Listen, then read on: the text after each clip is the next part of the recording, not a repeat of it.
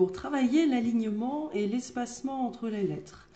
Il y a un travail qu'on a fait en classe avec des grosses briques et puis après des petites briques que vous pouvez reprendre à la maison, par exemple, avec des morceaux de sucre. Voilà. Alors, les alignements. On part de la gauche vers la droite pour respecter le sens de l'écriture. Placez les petits pavés, sucre ou petits jeux de construction si vous avez. J'aligne bien.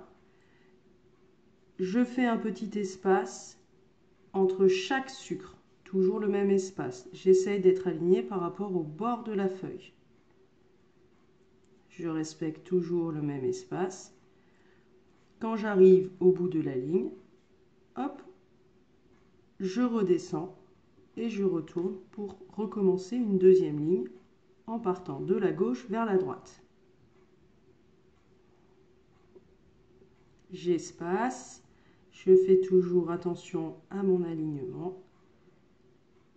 Hop, je positionne mes sucres de la gauche vers la droite. Ce travail sert à votre enfant lorsqu'il va écrire des mots. Donc, l'écriture d'un mot. Toujours pareil, je positionne ma feuille, je suis droitière, je positionne correctement mon crayon dans la main et votre enfant va par exemple essayer d'écrire son prénom. Ce petit travail d'alignement va lui servir à bien laisser un petit espace entre chaque lettre et à essayer que toutes ces lettres soient bien alignées par rapport au bord de la feuille. Il est important aussi de faire attention à ce que les lettres aient toutes la même taille. Alors, quand on écrit par exemple son prénom, je vais écrire prénom. Hop, je laisse un petit espace. Voilà, toujours le même. Voilà, j'essaye que mes lettres aient toutes la même taille.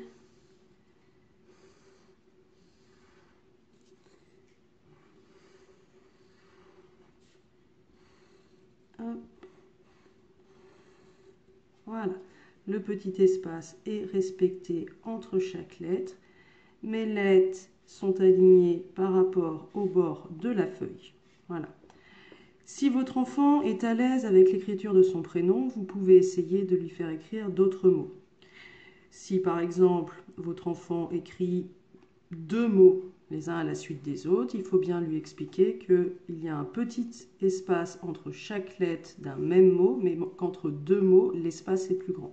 Si par exemple il écrit souris verte, une souris verte, donc une, petit espace, grand espace entre deux mots.